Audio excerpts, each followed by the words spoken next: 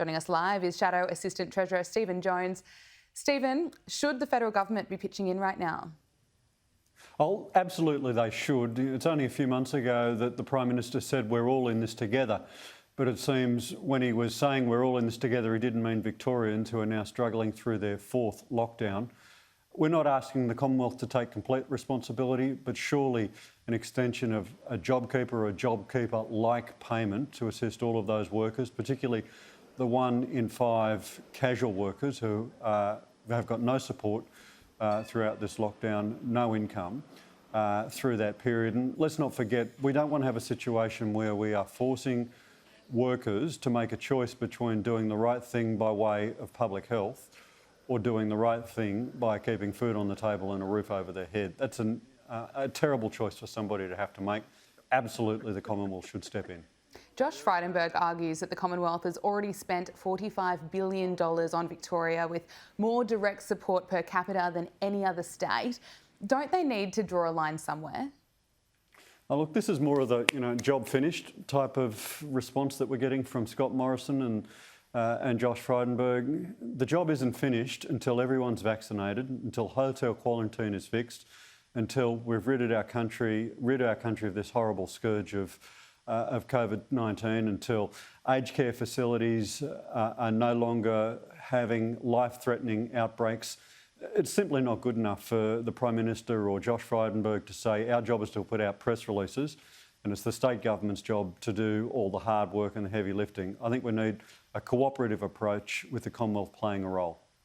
I suppose the issue is Victoria is the only state that has gone into lockdown 4 times. So shouldn't it be up to the Victorian government to really be funding recovering the cost for workers that are missing out right now?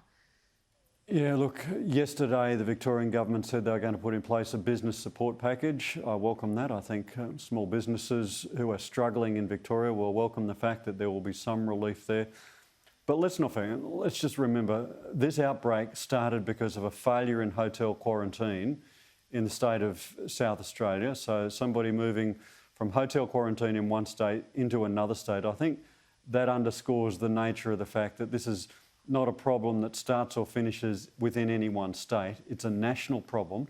We need national support and national leadership here. Yes, Victoria and yes, every other state has a role to play. But the Commonwealth just cannot exit and say, job finished. We've put out a press release. That's our job. Now let's move on. The job's not finished. We still have a woeful rollout of the vaccine. We still have confusion and a hotel quarantine service that isn't working. It's no longer fit for purpose. We've got vaccine hesitancy growing by the day. Scott Morrison cannot, to use one of his own descriptions, Scott Morrison can't be hiding under the doona when Australians need him out and on the job doing the Commonwealth's part in this terrible breakout in Victoria. With Victoria, 5 new cases today. There are reports that aged care residents have contracted the virus. Should the lockdown be extended? Oh, look, I'm not going to insert myself into speculating on what the public health officials in Victoria will decide and the Premier of Victoria will announce, but it's very worrying indeed. We shouldn't have been at this situation. We are months now into the rollout of the vaccine where those high-risk category people, the people in aged care and their workforce, were supposed to have been vaccinated. 4 million Australians were supposed to have been vaccinated by March.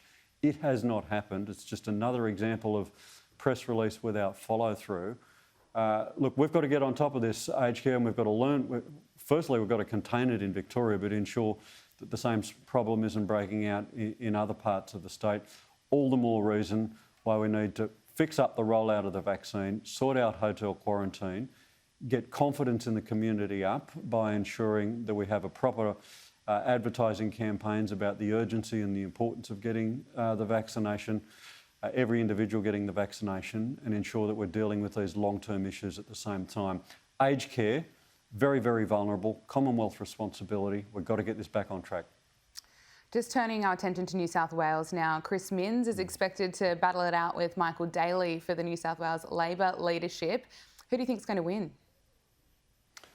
Oh, look, I hope there actually isn't a contest. I hope Mr Minns and Mr Daly are able to sort it out amicably and their respective supporters are able to support this out.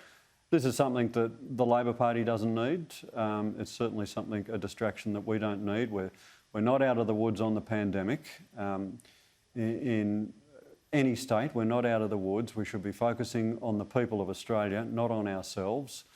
Michael Daly's entitled to put his hand up, Chris Minns is entitled to put his hand up, but I think for the good of the party and for the good of the people of New South Wales and the Australian people who want us focusing on their problems, not internally, this should be sorted out amicably inside the Labor Party and quickly. Looks like there will be a leadership showdown though. What will this mean in terms of a federal election coming up? Oh, look, I think we're able to walk and... Frankly, look, I'm just going to say frankly, I wish this whole thing didn't happen. I thought Jodie was doing a good job under tough circumstances. She's made a decision. We've got to respect that. There'll be a process for electing a new leader. I hope it's quick. We don't need a long, drawn-out process. We could be just months away from a federal election. New South Wales is a critical state.